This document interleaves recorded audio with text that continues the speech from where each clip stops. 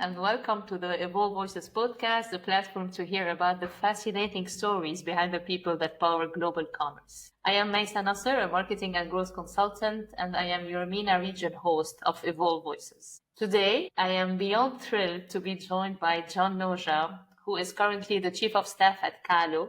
Calo is a fast-growing app revolutionizing health and nutrition with personalized, chef-prepared meals designed for busy people. With over a decade of experience driving growth and operation, John has had leadership roles at major players like tMart, where he was Senior Director of Quick Commerce, and OLX Group, where he serves as the General Manager for nearly 5 years. And before that, he began his career in consulting, a journey that shaped his strategic thinking and leadership foundation. So in today's episode, we'll dive into John's fascinating career path, explore the fast-paced world in tech and quick commerce, and also reflect on how personal growth, coaching, and family life shape his approach to leadership.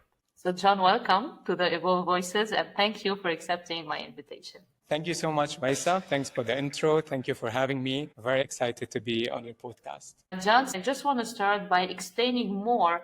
What does a chief of staff do? So what is this role about? Yeah, I know the name of chief of staff is not very self-explanatory, right? No. Because it has the word staff. A lot of people actually think that it's related to HR or people operations. Right. When in reality, it's quite different. And actually, the role existed for a very long time in military and in politics. The White House had a chief of staff for a very long time. Okay.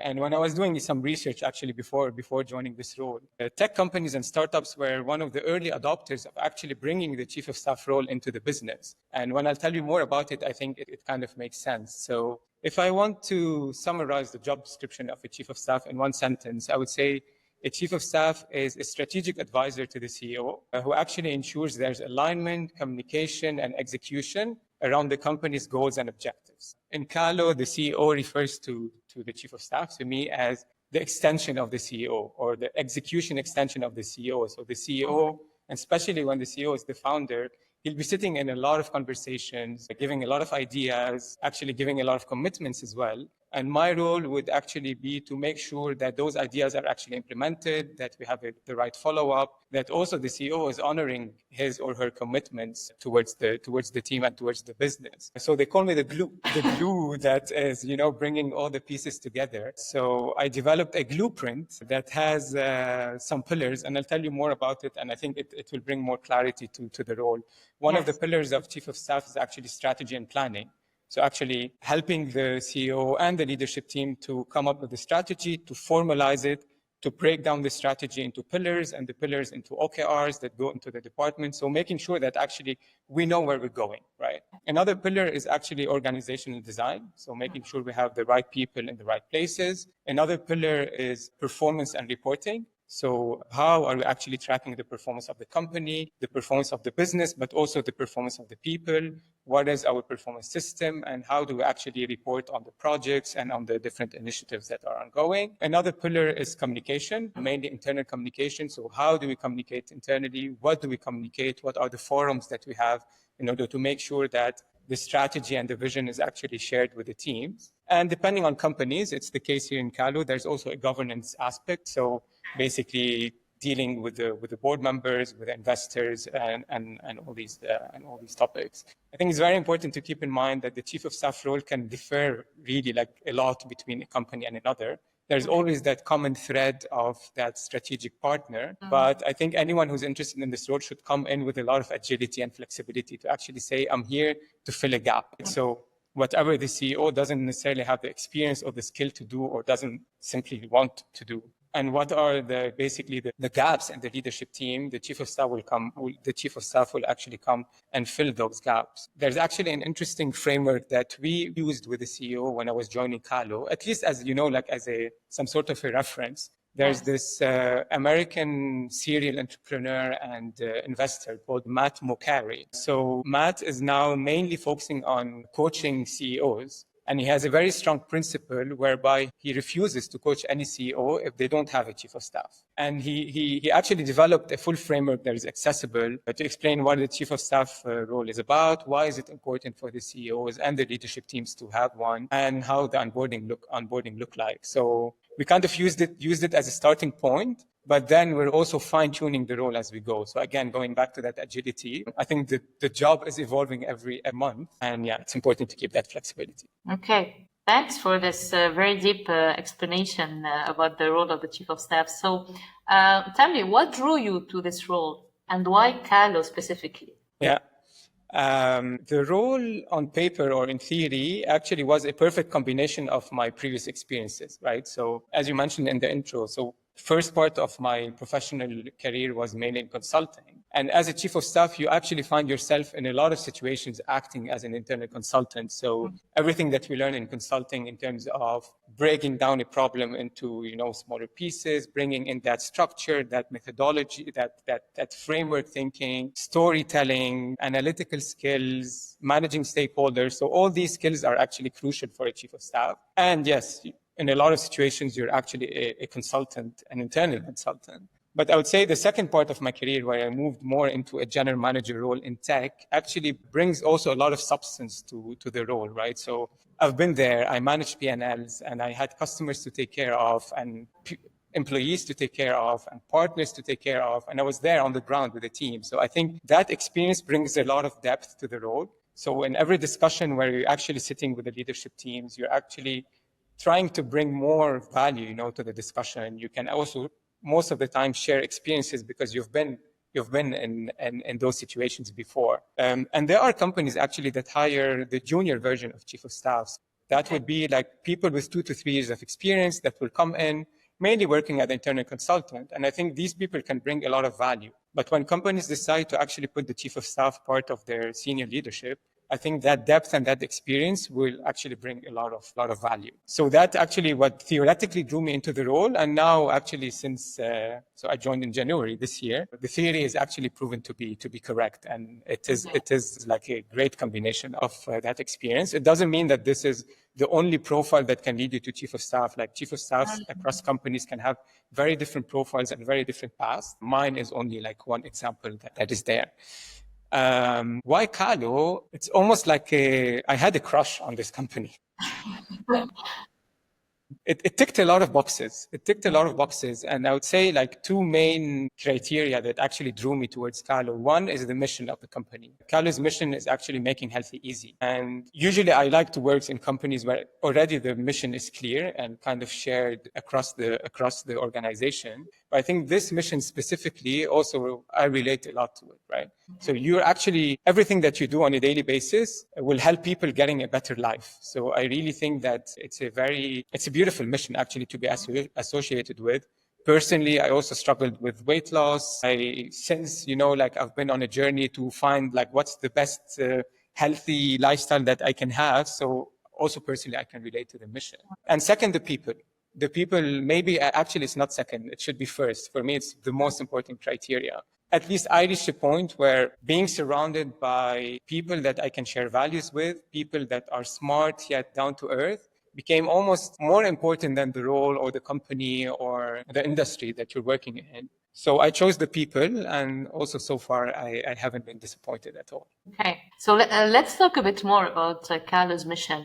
So you just said that their mission is making healthy easy. So how today is the team ensuring that there's convenience, right, and personalization while still maintaining quality and nutrition? Because we know that it's not easy today to combine both. So how are you doing it? I think the balance between the healthy component and the convenience component is what makes the magic of Calo, and what Calo actually managed to unlock and to differentiate in that sector. So just briefly, like what Calo is, as you mentioned earlier, it's a food tech company, and the core business is about providing extremely customizable and personalized meal subscriptions to people to actually cater for specific needs. Some people want to lose weight, some people want to gain muscles, some people just want to have a healthy lifestyle. So that's the core model. And then the mission of the company, as we mentioned, is making healthy easy. And that actually goes beyond just the core model of meal subscriptions. There are other models that were actually in progress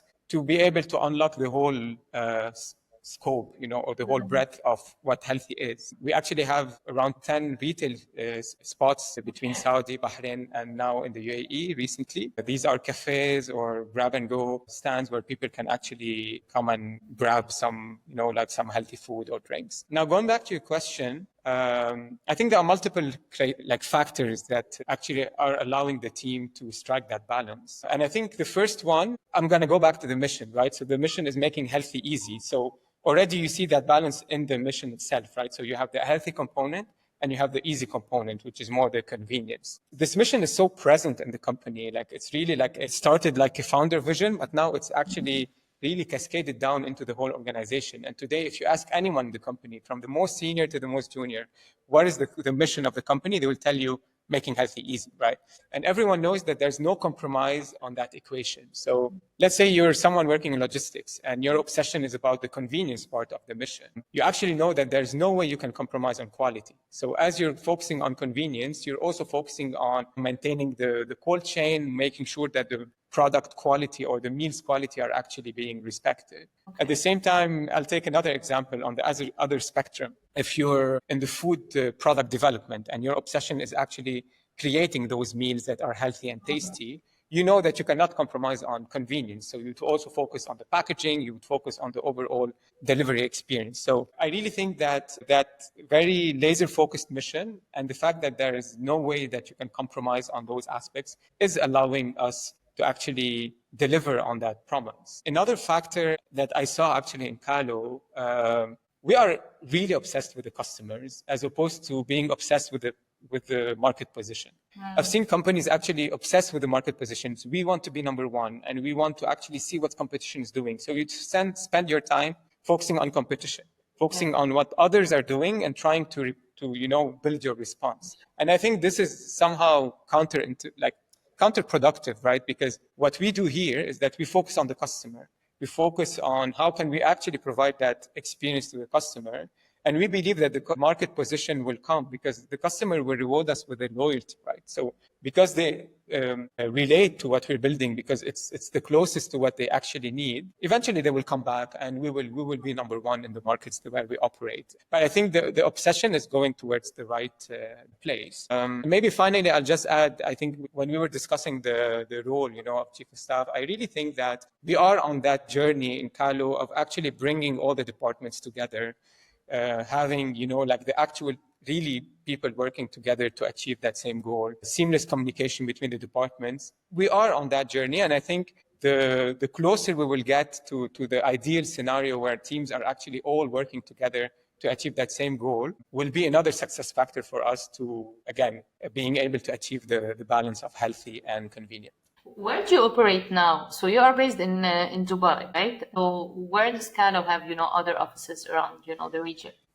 So Calo actually is a Bahraini startup. So it all started in Bahrain in 2019, founded by Ahmed Rawi, who's the CEO, the founder and the current CEO. The company then quickly expanded into KSA, which is today the largest market that we have. We're also present in the UAE, in Kuwait, and Qatar. And actually, last week, we announced our first geographical expansion to the UK. So we did an acquisition there of a similar business operating in London. And that's our first milestones towards our geographical expansion. Our mission is to make healthy easy globally. And once we actually manage to, put that post-merger acquisition on track and we prove the concept in the UK, then we'll also be exploring other geographies globally, hopefully.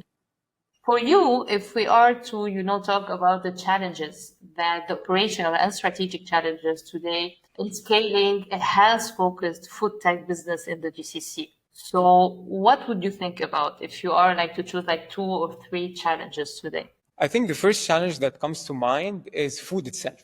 Food is a very subjective and personal matter, right? So I would design the same menu, the same meal, and I'll offer it to you and you will love it and you will actually eat it every day. And that same meal, I'll give it to someone else. They will look at it and say, I won't even try it, right? Yeah. So I think that itself, when you're working in food, it brings a lot of complexity. And especially when your ambition is to actually provide a very personalized and customized experience in food, I think this is where you add up a lot of complexity. because then you're not solving for the mass, you're solving for every single individual. And I think this is where the tech component of food tech industry gets into the picture, of you actually analyzing the past behavior of the customers, using AI and big data to actually predict what are the meals that are most likely to be picked by that person, and actually showing them first on the app. Because today on the app, you go on the app, you almost have 30 to 40 options every day to choose from, which is already a great variety. But then maybe a lot of options don't, like they don't appeal to you because you don't eat a certain protein or you have certain allergies, etc., etc. So I think there's a lot of room for growth when it comes to actually bringing in that tech component of how can we personalize that experience so that it's, like we're offering you the food that you're most likely to eat. I think that's like one big challenge. Another challenge, and you're talking about scale, is actually maintaining the quality of the meals when you're actually producing at scale, right? Because then we're not producing one meal. We're producing from that same meal thousands and thousands of meals across all the kitchens. So we have a team today that is specialized, the food new product development team, that actually the role of that team is to create the menus, and keep on innovating and bringing new flavors and bringing new ideas to the menu. But then when you want to cook that same meal at scale, it becomes very difficult. Just take an example. Like if if there's a meal that you cook really well at home for your family of 4, and then you have 30 people coming over for dinner and you want to cook the same meal for the same 30 people, you're lost, right? Because then it's not the same spices that you use, not the same quantities. So just imagine we're not going from 1 to 30, we're going from 1 to 1,000. And I think this is where very strong SOPs, very strong training and audits need to happen to make sure that the end result that is actually going to the customer actually has the same taste than the meal that you developed in R&D. So I'd say that's another challenge. The third challenge that's coming to my mind is, again, going back to food. When you're in the business of food, you're not only competing against direct competitors. So we provide customized meals, but our competition is not only companies that provide the same service, because people have so many alternatives to eat. We're competing against restaurants, we're competing against delivery aggregators, we're competing against private chefs, we're competing against helpers at home who actually cook. We're competing against every single source of food for people. And I think this is where it becomes important to actually create that niche for you, create that differentiation, that unique selling proposition that will hook the customer, and actually the customer will decide to say, you know what, I will choose Calo to be my food provider against any other alternative in the market. Interesting. You talked about, the way that all these teams are trained to actually make sure that the food that you are having in R&D is the same one, for thousands of people.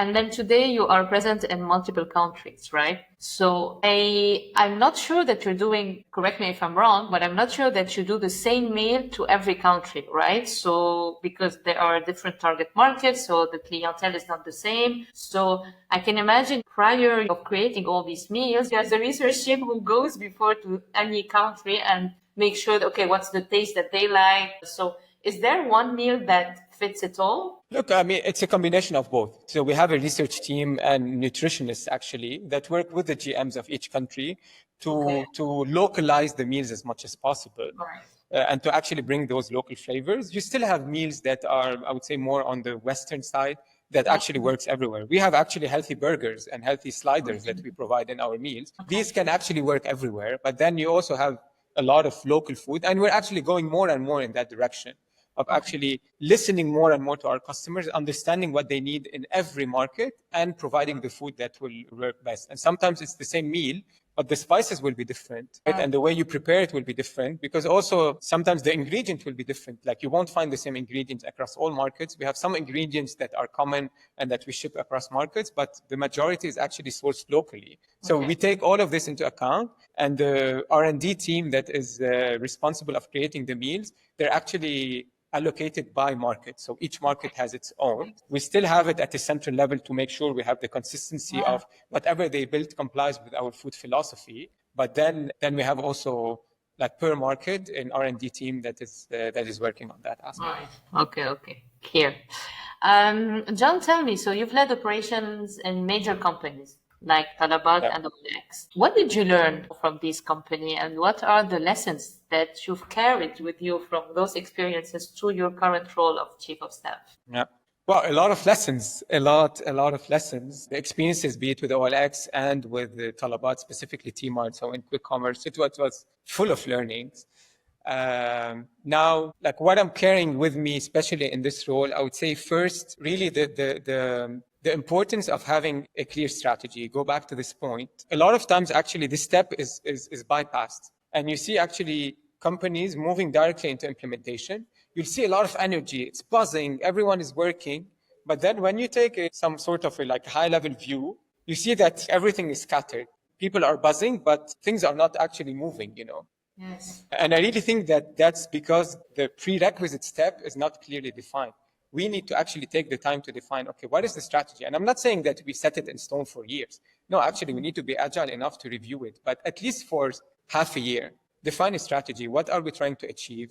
Break down the strategy into pillars, into OKRs, into objectives, so that once everyone will be still putting that same level of energy. But if you zoom out again, you will see that people are moving in the right direction. And this has been a learning, and I've seen it happening both ways. And what we're trying to do today in Calo is really to have that consistency in the level of effort.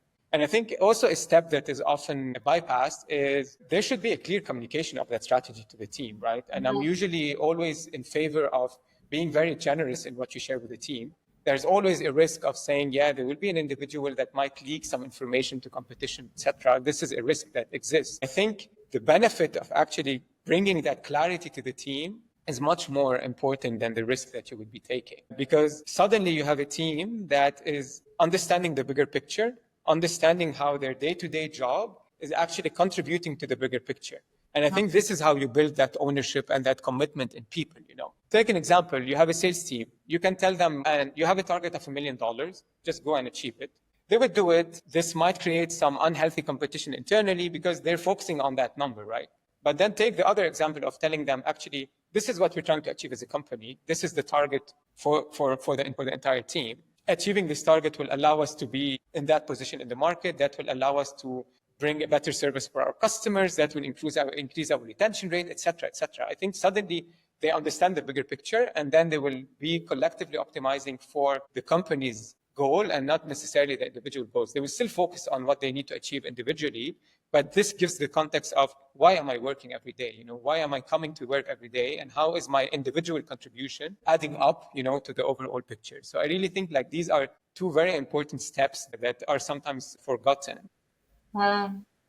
And then maybe from an ops perspective, from an operations perspective, a good learning is actually admit your errors, right? Like in very fast-paced environment, we're actually today pushing the teams and ourselves to actually be agile and make fast decisions. And it's okay to, decide fast, fail fast, and recover fast. But some people still struggle with the concept, because then there's accountability. Sometimes if you make a mistake, and that mistake could be a wrong decision, wrong person you hired, a wrong process you implemented. I think actually admitting that it's a mistake and deciding to stop it at the right time, and actually, going back to the drawing board and designing the new process, or actually, maybe hiring the right person, etc. I think it's also a lesson that I learned. And sometimes maybe you're afraid, or you don't want to actually face the truth that you made a wrong decision. Actually, this morning, let me just pull it out. Like a quote just popped up, and I related it a lot to actually this concept. It's a Japanese legend that says, if you get on the wrong train, get off at the nearest station. The longer it takes you to get off, the more expensive the return trip will be. And it's not only about trains. And this is a great quote, that translates this example.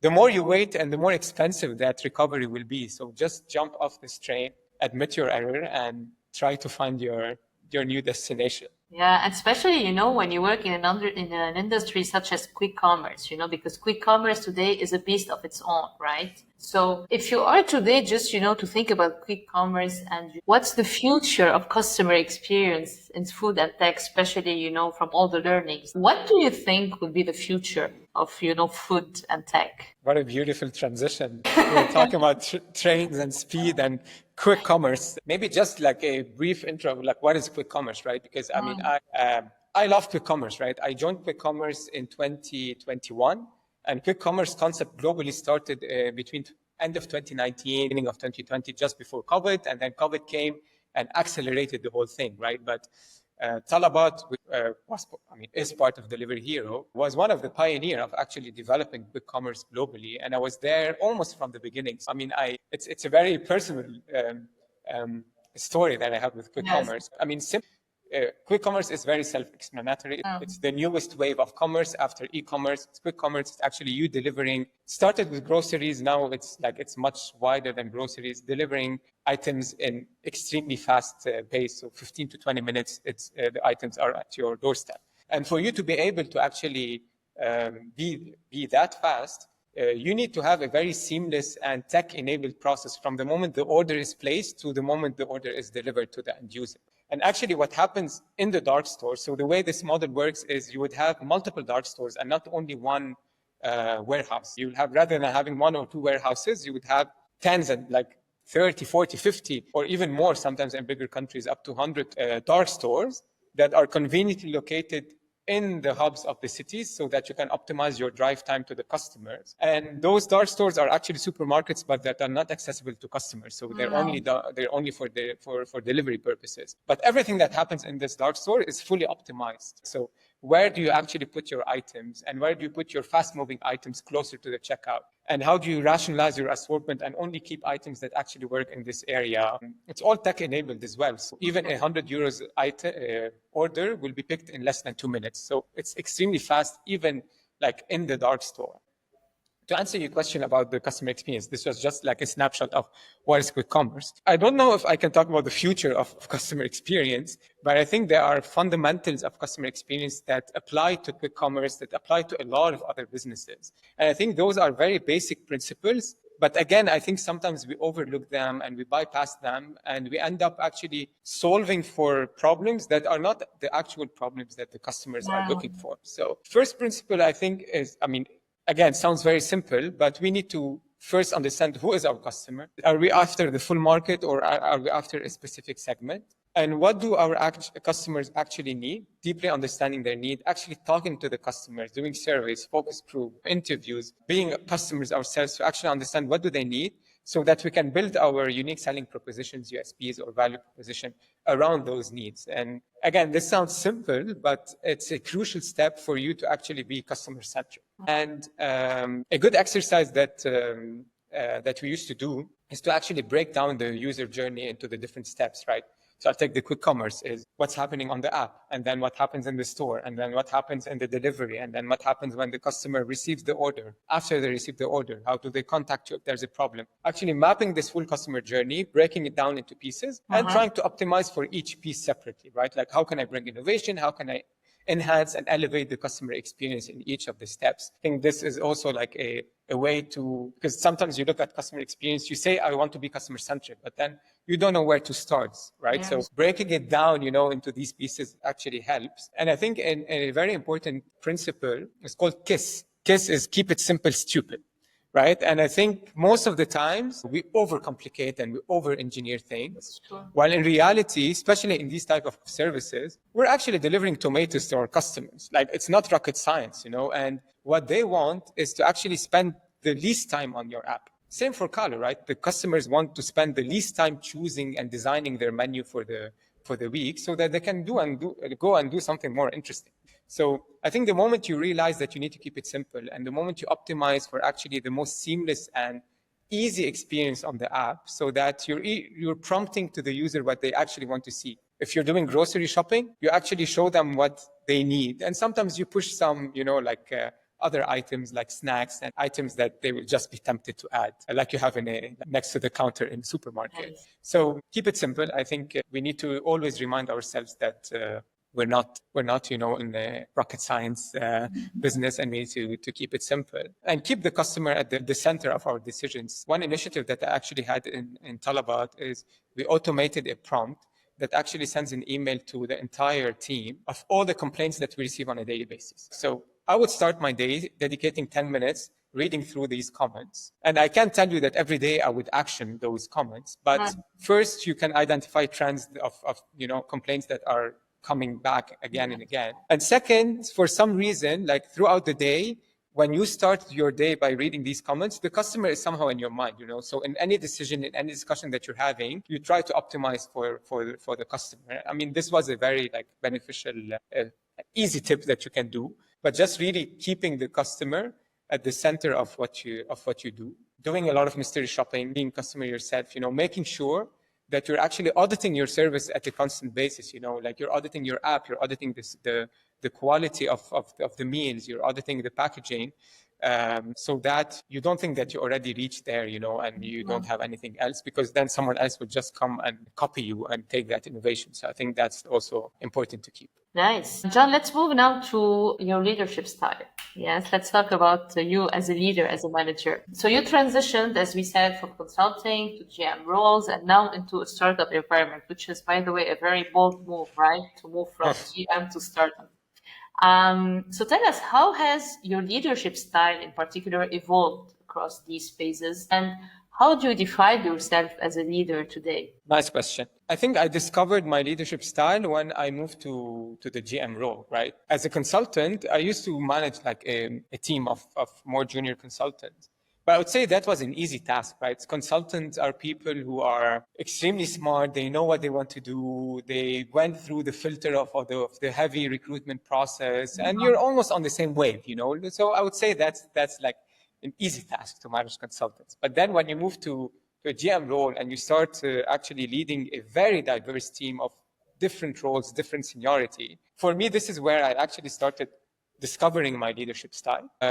Slowly, I started labeling it or, perfectioning it, fine-tuning it. But I actually found myself treating different people, different profiles differently. And later on, I was able to actually label this as there's a theory of the situational leadership that people don't expect from their leader they don't have the same expectations. Some will need guidance, some will actually need to hold their hands, and some will just need you to delegate things to them. So this is just an example of how I believe the most important aspect of leadership is authenticity. And just let yourself discover your leadership style, stay true to your style, and then fine-tune it, of course, shape it in a certain way. But there's the issue that this is the issue also with people who read a lot of books and listen to a lot of podcasts. And eventually they just want to be like those leaders that they read about or that they saw in a video.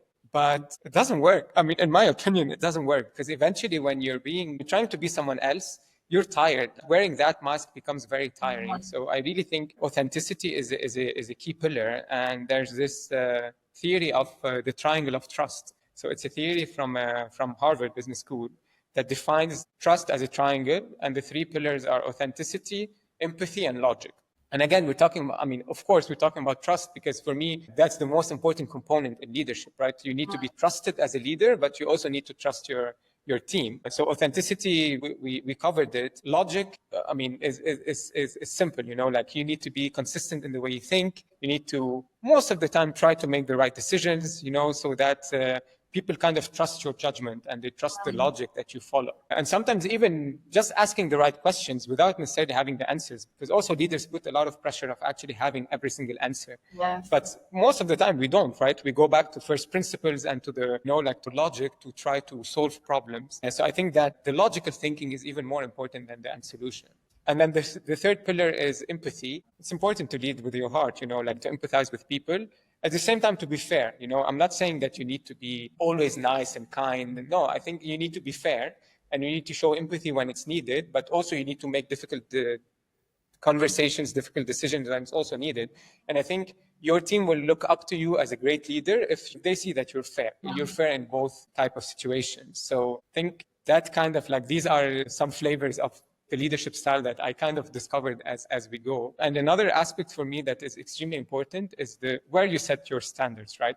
I personally set very high standards on myself, and I also set very high standards for the team, right? So I will be constantly giving them new challenges. I'll be constantly, putting them out of the comfort zone, because I care about their growth, not because I want to, question their skills. No, because I want them to grow. So I wouldn't hold their hand because they need to figure it out, but I'll have their back, right? So I'll make sure that they have the right pitch, they have the right direction, they have the right means to succeed. Because if they succeed, the company succeeds, I succeed as a leader. And if they fail, we all fail, right? So setting high and set is a key component or is a key, characteristic of my leadership. And it's very rewarding actually when you see that you bet on the right person, someone, junior, hungry, that is coming here and he really wants to be, or she, of course, want to grow, and you give them those challenges and you see them blossom, blossom and grow and expand their range. I think for me, this is extremely rewarding. And how do you approach building and scaling teams, high performing teams, especially in a fast moving environment like Dubai or the GCC region, which is not very easy. So what's your approach to build high performing teams? I think it all starts with the recruitment process. How basically to build the team, you need to form your team, right? So I give a lot of importance to the hiring. When I was a GM, I was actually interviewing, doing the last interview of every single person joining the team, even the most junior person, because I wanted to make sure that they had this common thread that links them to the entire team. That culture fit is very extremely important for me. And I think we need to hire slow and take the time to actually find the right person. And throughout all the interviews that I've done, I think I now have a very strong principle of hiring, which is actually going after attitude and character and potential much more than experience. Because I've seen a lot of times people with experience, they will come and they will be very rigid. They will just want to, apply what they want, what they know, or what they learned a few years ago into the new environment, versus someone who actually has the right attitude, the right hunger to learn and to grow. I would bet on these people. So I'll focus much more on the personality rather than the exact skill set. So hiring is extremely important. Onboarding is very important as well, right? You don't want to hire the best people and just throw them in the jungle, right? I see value in actually, having that hardcore training when they just throw you in the pool. I see value in that. But you need some sort of a guidance. You need some sort of a reference to make sure that you're actually giving all the right information, connecting that person with the right people that they need internally so that, they have the right onboarding. So you set them up for success. And then in that cycle, I think performance reviews are extremely important. Being very honest in your feedback, giving constant feedback and not waiting until you have performance reviews once or twice a year to actually give your feedback. Building that. We go back to trust, right? Building that trust with your teams that allow you to tell them, to give them your feedback in the most transparent way, and also opening rooms for them to give you feedback. And I think once you establish that trust, things become very, very natural. Now, my approach is to trust by default until proven wrong. Some people would actually decide not to trust. Their default behavior would be, you need to earn your trust. And I think both have pros and cons, right? My personal view is to actually, I give you my trust by default because I chose you or because I need to work with you, and don't prove me wrong, So maintaining the trust is to be earned. But then you ask about Dubai, or multicultural environments. It becomes very difficult because then sometimes because you come from the same culture, the same environment, building trust becomes somehow easier. But then when you're in a team where you have 30, 40 different nationalities,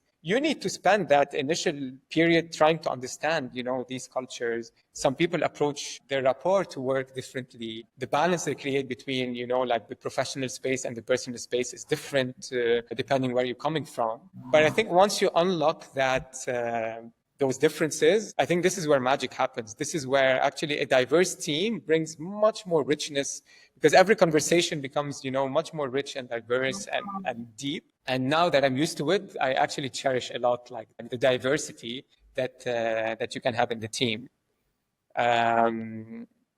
I think one last point to add, how you can scale those high performing teams. I think we mentioned it a bit earlier is again, that communication, that transparent communication. You want people that not afraid of you, right? Because some people, their style would be leading by fear. Yes. I don't associate with that style. But then when you build that ownership, people will be afraid to disappoint you and not afraid of you. And I think the dynamic is extremely different, right? I can't stop of thinking of an anecdote or not an anecdote, a real life example that happened to me at OLX. Shall I share it? Yes, please go ahead. So OLX is a big group, right? We operated across 50 different countries. And eventually there was a direction from the head office to actually start rationalizing the portfolio of countries. So rather than going actually very focusing on the breadth of countries, would go deeper and focusing on like the big bets. What are the biggest countries that will make the difference? And the countries that I was managing, Lebanon, Oman, and these emerging markets were on that list of, these are small relatively for the big group, but they're huge for the countries where they operate. So I found myself in a situation where I was on a list, on a red list of, there's a question mark whether this country or this business, we need to keep it part of the portfolio or not. As I was building, I probably built 6, 7, 8 different business plans to actually prove that we're very close to profitability and that we can self-sustain ourselves and we don't need like a lot of funds actually going into the countries. I actually took a bet of transparency and I decided to share with the team what was going on, So I remember that town hall where I addressed like the full team and I told them exactly what was happening, right? I told them this is a situation, I can understand where the company is coming from, but what I want to optimize for currently is to actually show them that we can do it, right? Like we can be profitable and we can show that we're driving like a huge, tremendous impact on the local country and the local community that we operate in, and we want to fight for it. And I asked them actually I needed them, right? I couldn't do it on my own. And I asked them to give me like the best performing months that they can ever give me, especially from a sales perspective. So you find these people that actually just heard that potentially in a month or two, they might be actually out of job, rather than focusing on updating their CVs and starting to go and look for a job. Actually, they moved mountains. They were able to give me the best performing month we've ever had. And that was a very strong argument that I put in that P&L to say, that profitability that I'm showing you in a few months, actually, it's already here. And that business is still standing till now. Those businesses are still operating. And I believe I don't take the credit. Of course, I fought for the team, but I had a team of extremely motivated, extremely committed people that actually were afraid of disappointing me. And they were afraid, they decided to actually, work as a team to achieve their target. And we did it. And it all started with that transparent, open communication. This almost became a life lesson for me to actually be much more generous in communicating. Thank you for sharing the story, John. Tell me, you're also a coach. So when did this happen and how did the journey begin and how does, coaching today influence your work as Calo? Yeah, a beautiful journey, I would say, the coaching. There's also a story behind it. I'll try to be brief. So it started when I was at Talabat, probably 2 years ago. And I was part of a leadership development program called EVOLVE. And EVOLVE gives you access to executive education from INSEAD Business School, give you access to actually a mentor from the C-level of the company, and to a coach, an external coach. And little did I know that this coach was reaching me exactly when I needed her the most, right? Okay. So in that period, I wasn't feeling 100% myself, but I couldn't actually put my finger on the reasons why. And very quickly with the work that we started doing together, she made me realize that I was trying to become someone else, right? So I was looking at my next step in the company, and I was looking at these people that are actually occupying those roles, and I was trying to become like them.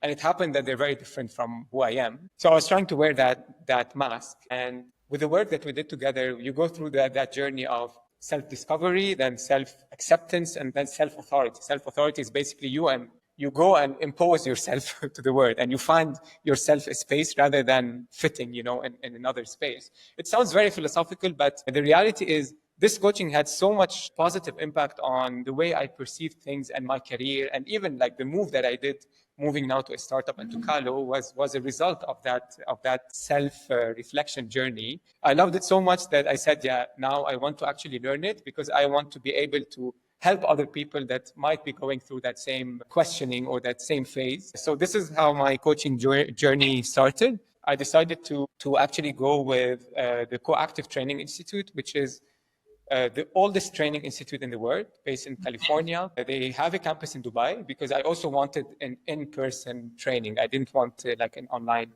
experience. So in January, I actually finished the first part of my coaching journey, which is the theory part, the classroom part, 125 hours of in-class training. And actually next week, I'm starting my second phase, which is the certification process, so that I can be ICF or International Coaching Federation accredited coach with 100 plus hours of supervised coaching. And I think there's a huge impact on that journey, the way like who I am today as a person and as a leader and as a chief of staff or whatever role am I doing. I think it gave me a lot of self-confidence to actually deeply understand what are my values, what's my life purpose, like who am I as a person, and what are things that I actually want more as well. Like we call them the ally traits, or things in our personality that we actually want more of, and we want to recruit every now and then to solve certain situations. So I think that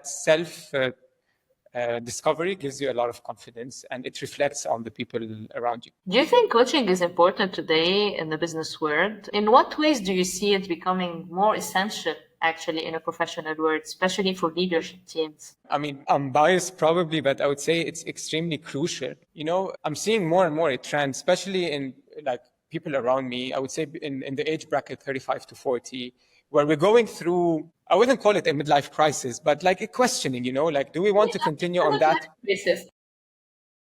It's a bit premature. Let's call it a premature midlife crisis. Yes. Where you actually question, like, do I want to continue in that same path that I took like 10, 15 years ago, or do I want to take a left turn? And I think it's a very healthy and valid question. Some people can figure it out on their own, but some people need help. And I think this is where coaching becomes extremely important, you know, like to help people in that questioning to figure out their own answer, right? Like a big principle we learn in coaching is, as a coach, you don't give any advice, you don't give any solution. You only ask questions, right? And you ask powerful questions because the transformation or the solution, if you want to call it, needs to come from within, you know, needs to come from the person. Otherwise, it's like they're, again, trying to just apply what you tell them to do, right? And actually, I think we're seeing more and more a trend. Even companies are seeing the value of coaching, and they're actually adding coaching to their leadership development programs. Even therapy, even like psychologists, I think we're breaking that taboo. At least our generation is breaking the taboo of actually seeing a therapist. I think 1 over 2%, I don't have the statistics, something I'm bringing out of my mind, are actually seeing therapists for the right reasons. And I really think this is a very healthy step. I think it's important also to differentiate between a therapist, a coach, and a mentor, right? A therapist is someone who went through thorough studies, it's clinical, it's someone who has the capability of actually helping you to dig into your past so you can solve for your present.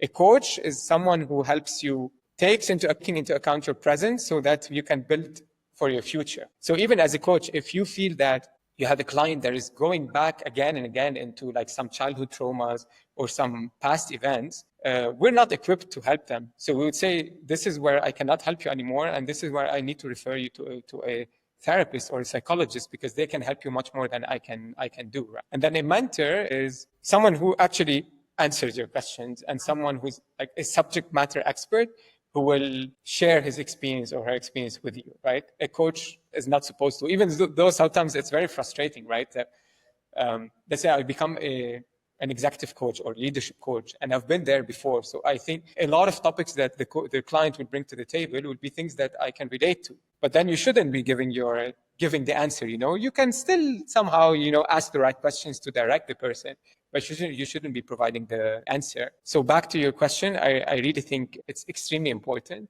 And I hope that more and more companies and individuals see the value in actually being accompanied by the right person. Yeah, I totally agree. John, you're also a father of 2 and a husband. Yeah. So how do you personally manage the balance between an intense career and being present at home? Yeah.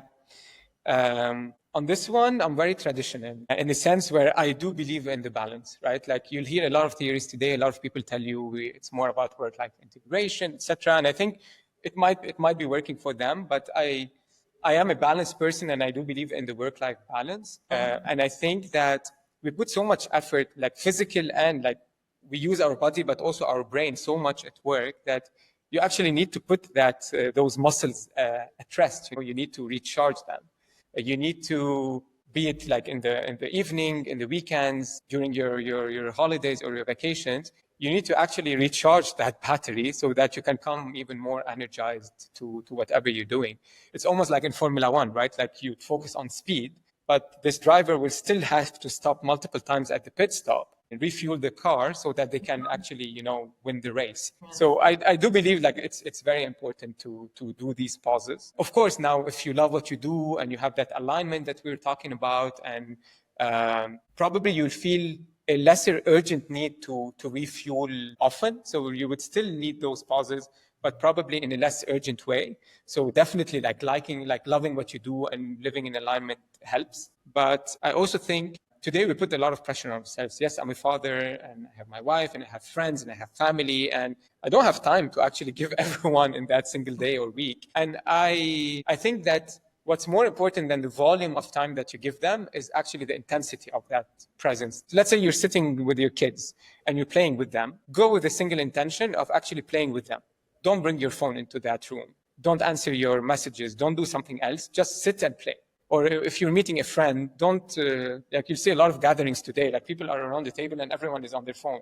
What's the purpose? Like just put that phone on the side and just, like have that deep connection.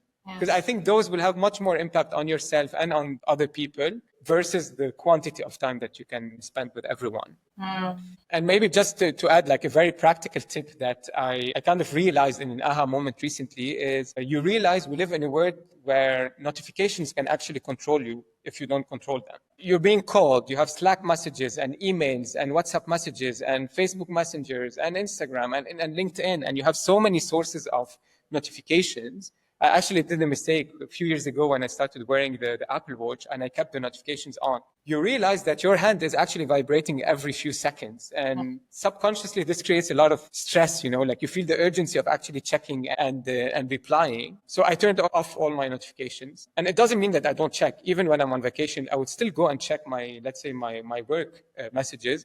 But it's when I decide and when I'm ready and I control the time, like how much time I want to put there. And I'm mentally ready to actually switch to work, answer something that is urgent, and then switch back to whatever I'm doing, right? So I really think we need to take control over notifications. Otherwise, they're taking control over our lives. It's true. It's true. John, if you could go back to your early days as a consultant, what advice would you give yourself now with everything you have learned, Wow.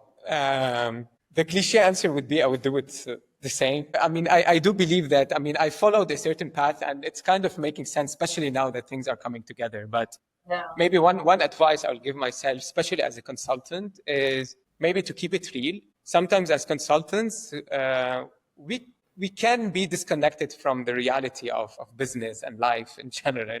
So we would focus much more on running the most thorough analysis, running like 10 different scenarios, and maybe showing the most beautiful slides and the best recommendations. But did we actually always think about the implementation or about like how will these decisions or actions translate into the real life? I think probably this was something I only discovered when I went, to the other side of actually being an operator. Yes. And this is where you learn that you don't need thorough analysis for every single decision. Sometimes, I think this also comes with experience. You can follow your intuition and you can decide that, the rule of 80-20, sometimes 80% is more than enough. And that extra 20% effort that you would put won't necessarily give you a marginal, benefit of the effort. So I think with experience, you learn that some decisions still need very thorough analysis, and you would go and run models and scenarios because it's like it has a huge impact. But sometimes you can also ask yourself the question, like, what's the worst case scenario? What's the worst that can happen? What's my damage control? Can I recover it fast? And can I actually move faster? So I think that a bit of that agility would have helped me maybe as a consultant. Okay, nice. John, I have one last question for you to end this podcast. The question, I always like to ask my guests. If you had one book to recommend, which book would it be and why? Can I recommend 2 books? Yes, of course.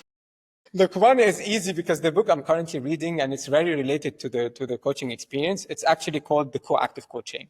Okay. But what I love about this book is, as I'm reading it, I'm discovering how generous the authors, who are actually the co-founders of the Coactive School, they're very generous in actually sharing the model. Like I would have thought that they will keep it somehow, like for those who would actually go for the curriculum. But I found it fascinating that even by reading the book, it can have a huge impact on you. Like you can almost coach yourself. So I think anyone who's interested in the coaching space but doesn't have necessarily the time or the energy to go into a full certification process, the Coactive Coaching book is a great read. The other book is there's a book I read when I was 18, and it had like a huge impact on my life till today. It's called The Secret, and it talks about the law of attraction. It also has a documentary, and simply put is basically focus only on the positives and you will attract positive things towards you. And the moment you start thinking of the negatives, you find yourself, stuck in that whirlwill of negativity, and you will only attract negative things towards you. It is very philosophical. And sometimes if you watch the documentary, it's a bit weird because they will tell you,